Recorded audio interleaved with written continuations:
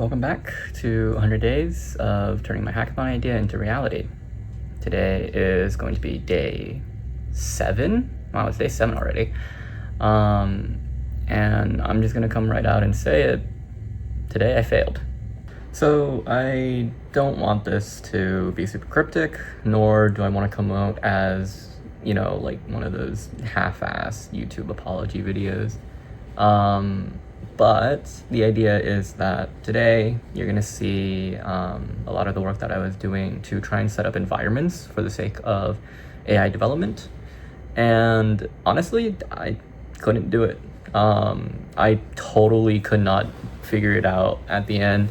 There were several different rabbit holes that I kind of had to run through and then realize that all of it was kind of pointless because I needed the stuff that I thought I needed, that I thought I didn't have. And honestly, by the end of it, I hit a bit of a roadblock, and at that point I was just pretty frustrated with what was going on, and at that point I just kind of gave up for the day. It's hard, and kind of going at something for a long time and then realizing that stuff either didn't really matter, like the work that you did didn't matter, or like you ended up not being able to do what you wanted to do anyway. It's hard, but we pushed through it anyway. For now though, let's run through what I did today, why I thought I needed to do it, whether or not it worked, whether or not it didn't work, and we'll see what happened. Alright, so at this point, I'm just kind of opening up VS Code and looking over everything that I've done so far. I originally wanted to make a Python file for my main, and so I tried just making like a new Python file, right? And here I'm just doing some research as to how to do all of this. Currently on Geeks for Geeks, really good source for a lot of work that I do, this and like W3 schools and that kind of thing. They have a lot of really good documentation and tons of really helpful examples. And so here, I'm just kind of reading through everything, learning how stuff is working. Here, they're kind of just talking about like zoomed images and stuff. Not a huge deal.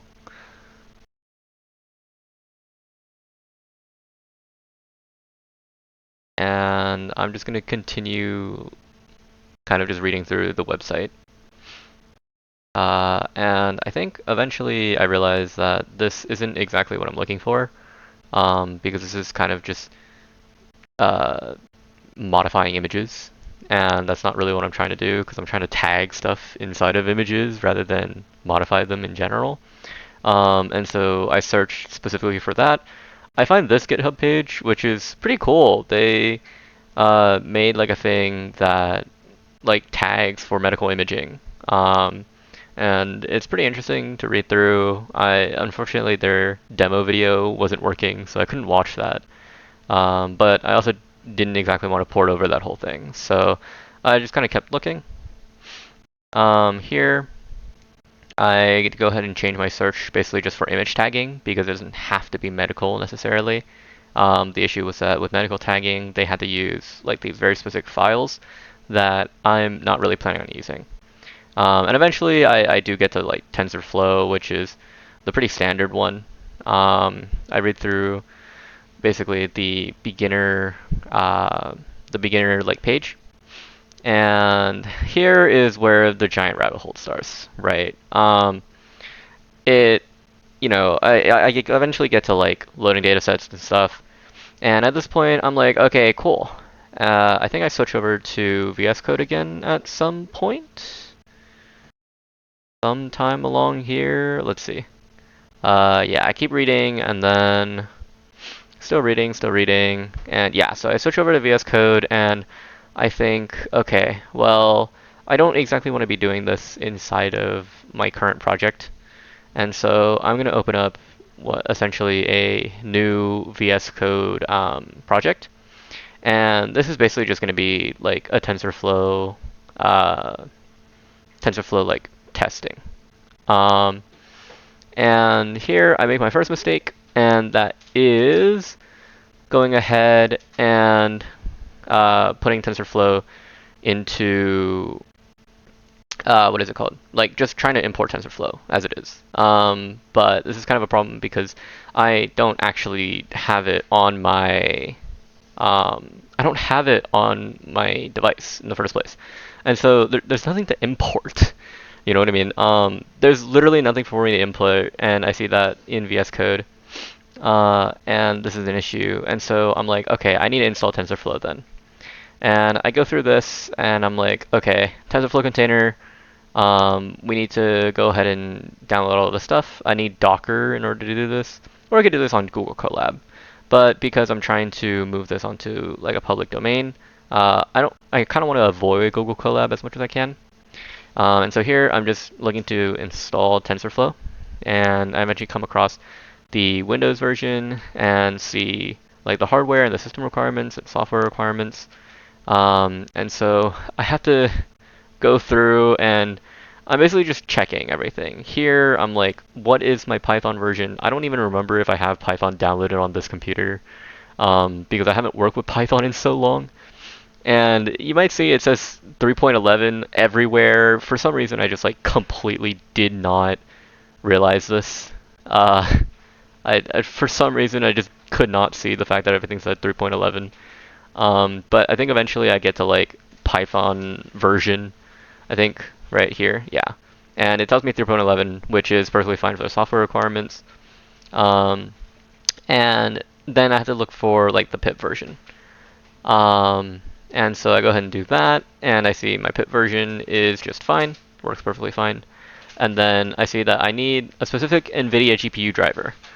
And here I go into basically just like a giant rabbit hole, right? I'm like looking around everywhere for whether or not the GPU I have on my computer, which is the RTX 2060, fits these requirements.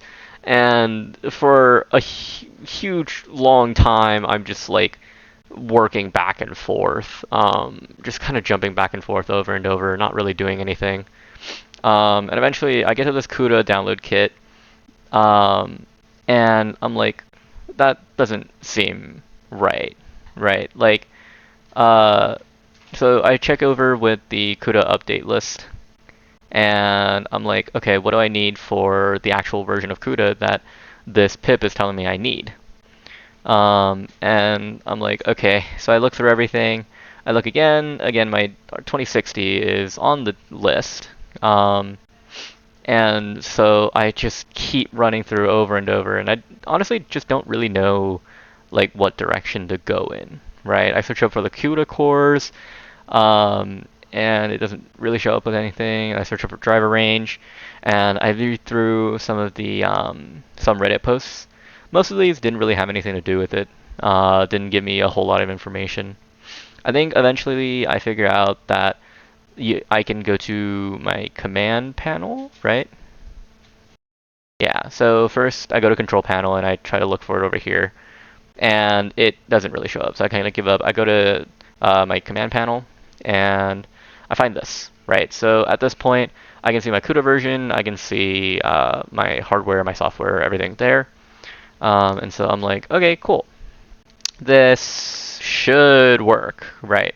And I see the CUDNN, and I'm like, okay, interesting. So I may need to download this, but I check again in the SMI to see if it shows up anywhere, and I don't think it did, right? Yeah, no, it didn't show up anywhere.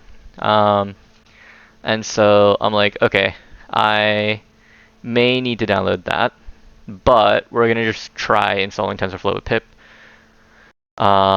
And so I run the program, right? And it's basically just pulling a bunch of files and downloading. This isn't super interesting.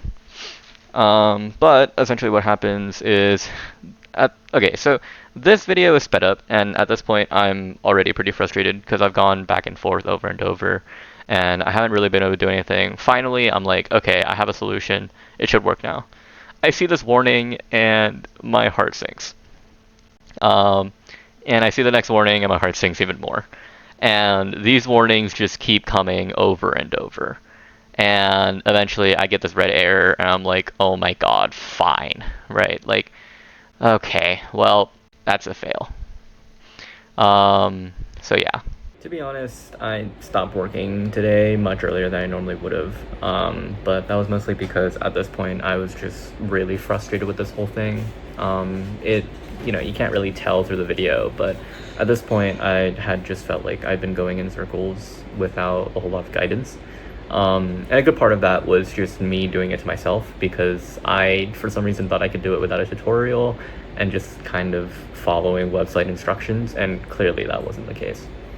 But basically for the rest of the day, I just kind of hung out with friends, got food, and just kind of felt better for the rest of the day, and that was really nice. I think it goes to show that taking breaks is pretty important. And I think that if I kept forcing myself to get this done, I probably would have just gone down the rabbit hole even deeper and kind of just spent the rest of the day doing all of nothing. But instead, I managed to do it. I managed to spend it having fun with friends, doing my homework, stuff like that.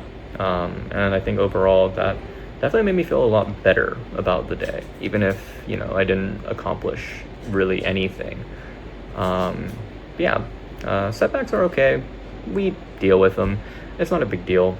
But I will continue to try and get this environment set up because I will need it for the machine learning work that I'm going to be doing in the future.